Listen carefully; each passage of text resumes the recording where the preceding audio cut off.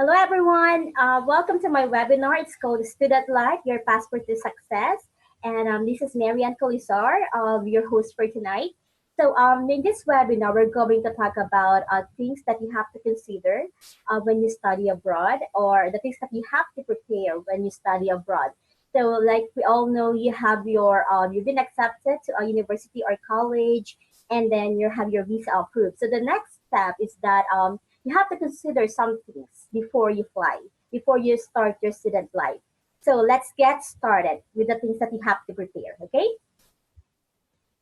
Studying abroad is really life changing. You have to consider a lot of things. You might feel those small butterflies in your stomach upon setting up your foot in your study destination.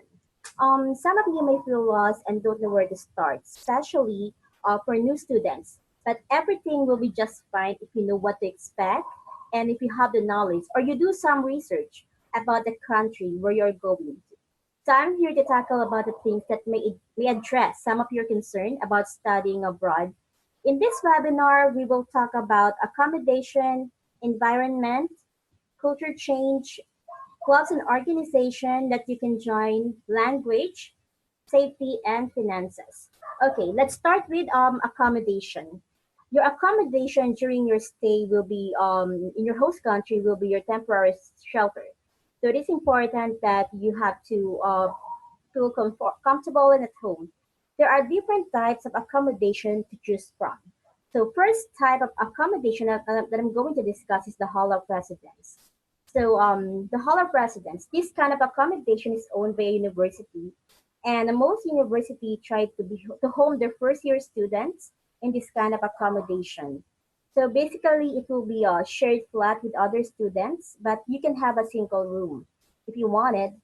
But expect it's going to be more expensive than the shared room with other students. This accommodation also offered facilities like common kitchen and laundry facilities. And also, most accommodation offered meal plans for students. So, like if you don't want to cook or you don't have time to cook, then you can opt for meal plans for students. There are different types of hall of residence accommodation. We have the all-female hall. So in this accommodation, this only accommodates female students. So this is an all-female accommodation. Secondly is the single gender corridor. Single gender corridor is a co-ed residence, but a residence of the corridor of the same gender. The third type of accommodation, that's the co-ed corridor. In which roommates are in the same gender, but men and women may have the next door to one another. So, like for example, you're staying in this accommodation.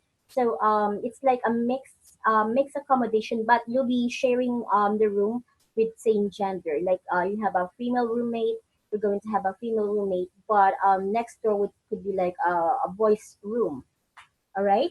So um so in this accommodation, this is all actually for university. The second accommodation that I'm going to discuss is the flat share. So some students may opt to private renting either alone or with a flat share. Actually, you can find options from flyers in universities or advertisement online or in daily papers. Living in a private rented property can really be appealing because you can decide who you can live with, and you can have your own personal space. Though to set the right expectation right, living in a private property means that you have to deal with the landlord and you have to handle your bills. So you have to be responsible for everything, for your budget, in preparing your meals, in paying your utility bills, and also in paying your landlord. Third accommodation that I'm going to discuss is a room in a private house. This type of accommodation will allow you to have a room in your landlord's house. Though it's not very popular for most students, but for this one, like for example, there's a family, in a family, there's a spare room in their house. They can rent it to students. So you will be living with the family. So like what I said, this is not a very popular option for students. So it's like it's just an option for if you are looking for accommodation. So if you have really late, you cannot find any accommodation in the hall of residence, or if you cannot find any private renting, or it's actually it's you find it really expensive to rent in a private house. So the fourth type of accommodation is living with relatives. So this is really actually the most convenient type of accommodation. So if you have relatives living in your host country, then it would be a wonderful option because you can live for free, or maybe you can pay a small amount of rent. So this is actually good because there is someone who can look after you, and maybe your homesickness may mellow. So you have a guardian who can look after you while you are studying. So, and of course, the best thing is that this is actually uh, cost friendly because you may not pay the rent, or maybe you can pay the rent, but a small amount of rent. Okay, so that is living with relatives. So you can live with your aunt, your uncle, or your cousins, or living in the host country. Okay, the second factor that we have to consider in studying abroad is time difference. So adjustment is the first step for new students to fit into their new environment. I understand that being in a new environment can be disorienting, but as soon as you can adjust and get familiar with your new environment, then you can easily get settled. So, in an environment change, there are factors that we have to consider. First is the time difference. The first thing that you have to adjust when you arrive in your host country is to adjust your body clock. So after your arrival, you might feel really tired and you might experience jet lag. So it's actually normal. So like for example, you came in from India and go to US, it's going to be a different time. Like for example, you're in the Philippines and you're going to the US. So it's like your world is turned upside down because of the time difference. So it is advisable for the students to arrive in your host country maybe a week before your orientation, so you can adjust your body clock and get used to the time zones before the time zones where you are located. So second things that you have to consider is the weather. So for this one, you have to consider the weather changes. Some of you may come to a different weather, like some of you came into a tropical weather and not used to cold climate. So it's better to plan which type of clothes you are going to wear or you're going to bring when you study abroad. And it's better to prepare to experience new weather. So it's kind of sometimes it's kind of exciting because, like for example, you came in the Philippines and you don't experience snow here in the Philippines, so it's a kind of new experience for us. And of course, like for example, if you go to a country where there's autumn, you can see how beautiful leaves fell off the trees. So really kind of exciting experiencing new weather for students. Okay, so the next thing that we have to consider is the food. So okay, surely your home cooked meal will be one of the things that you will miss when you start your student life.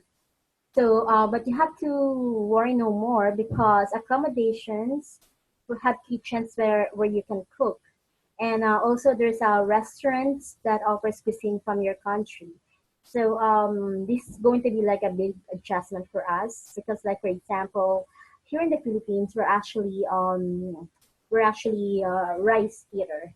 So when you go to another country, it's going to be different because rice is not very popular in other countries. So food is going to be the thing that you will miss when you study abroad. But don't worry again. Find a restaurant.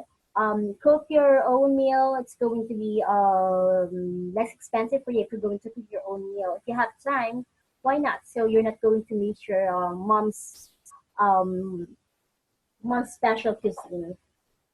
Okay, next that we're going to discuss is about cultural change. So, living in a different culture can be exciting and challenging. You might find some things that is not a norm from your own country. So every international student, regardless of which country they are from, will go through a period of adjustment. So by understanding the adjustment process and getting support in this transition, this will help every student have a more fulfilling experience, both academically and personally. So there are ways to cope up with cultural changes. First thing you have to do is to get to know your new environment, and then be open-minded. So accept new ideas. So accepting new ideas didn't mean that you will disregard or change your own values. But new values can be a good thing to explore. Also, one way of coping with cultural change is to have friends from different cultures that you will never feel left out. You can share new experience with your studies and new environment. And last, always be patient, fitting in into your new environment. It's fitting in into a new environment is actually it's not an overnight project. It may take time for you to really fit, so don't rush things. And gradually, you will be used to your new environment. Okay, so next thing that we're going to discuss is clubs and societies. So one way of coping up with anxiety or being away from home is by joining organizations and clubs. So that way you can mingle with other students, and it's also one way of fitting into your new society. Club up your interest is a good way of enhancing your talents, and it's a way of gaining new hobbies and meeting new friends. Getting involved with clubs and societies are fun and exciting. What you have to do is just to choose from which club and societies do you like. So be it like a cheerleading squad, soccer league, reading society, a book club, a movie club, anything that you might find interesting. So you can join. So that it's going to ease some of your loneliness. Also one way of meeting new friends, and also it's a way of fitting in into your to your new environment. So and also in this one, you can meet other international students, and you can share best practices, and you can also learn their culture. Plus, it is a good source of support system. So next thing that we're going to discuss is about language. So language plays a big role into your international student life, especially for non-English speaking countries, because you have to be really good in English. So it's actually a must for you to converse, and at the same time you have to learn their language. Earning the language of your host country is really important. Best advice is to learn the language before your term start. Maybe learn some basic greeting and conversational words. So you actually might need that, especially if you're going to apply for a part-time job. So some of the countries they allow part-time jobs. So um, if you want to apply for a part-time job, although they can understand English, but speaking their language is a must. Of course, you have to speak to let them know that you understand your customers. So and also while you are studying, if your university offers free language courses, so it is advisable to grab it. You might find it helpful in finding jobs in the future. Of course, like for example, you already finished your studies, and your university have the options of a postgraduate for postgraduate employment. So most non-English speaking countries, they prefer employees who know how to speak the language. So learn the language as soon as possible. Um, Enroll to free language courses if your university offers that. So it's also going to be one of the skills.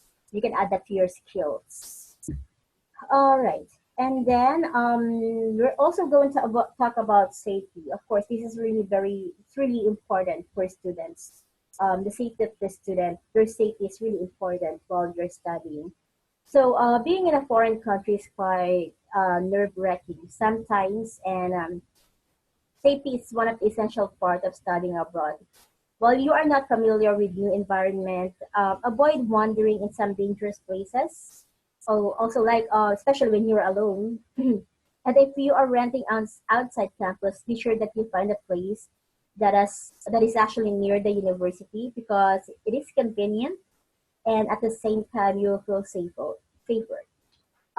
Always have your passport with you and take good care of it. Of course, because that is actually really important to have your passport with you always. So, and one more thing that I can advise international students is to know the location and contact details of your embassy. So it will add to your peace of mind. I can actually look for the contact details of your embassy online. So just look for like a contact number. So just in case of emergency, you know where to go. All right. So last thing that the last thing that we have to discuss is about finances. So different in their different country, of course, you're going to be responsible for your own budget, your own finance. So handling finances is one of the major worries of international students because we can deny the fact that studying abroad is really expensive, but with the right money management, there is nothing to worry about. So handling your own finances or budget give you the independence to decide and be independent. But of course, you have to be really careful in spending your money. I advise that you set up your budget and stick to that budget so it won't get you into trouble. All right. So and also there are some things that can help you with your finances. So if your host country allowed part-time jobs for students, take advantage of that. So part-time jobs may not cover all your living expenses, but it is a great help for you to add up on your budget. Plus, you got the experience of working. So if you are sharing a flat with someone, then it's better to buy your essential needs like toiletries, condiments. So it's better to buy that in bulk. So because buying in bulk would be cheaper. And always take an eye on your expenditure. So don't go beyond your budget because it might get you into trouble someday. And as much as possible, avoid buying things that you don't need. Like, for example, don't go on a shopping spree when you are on a budget. So for you not to encounter money problem, of course, you can ask your parents, but um, I what I can say is that be responsible enough. You have when you're in a foreign country, you have to be really responsible for your budget. Okay, so I guess this is the end of our webinar. So I already discussed the things that you have to consider while studying abroad. So if you have like any questions that you want to ask, just ask me.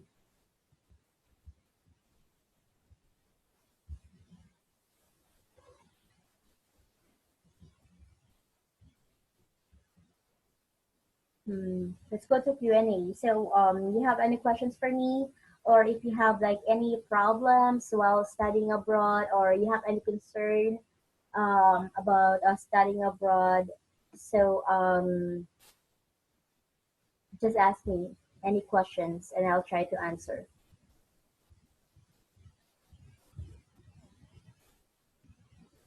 All right, I think you understand everything that I actually discussed today. So I'm going to upload this video on YouTube. So for those participants who wasn't able to attend this webinar, so they can watch it after this webinar. So like this is actually a series of webinar that I'm going to do. So today I discuss student life in general, the things that you're going to consider before studying abroad. So next week, we're going to discuss about student life in Germany. So how the student can cope up with different problems how is Germany, what to expect when you study in Germany. So for this one, I think we're all there's no questions from you guys. So watch again for my next session next week, and I'll see you. Thank you for watching.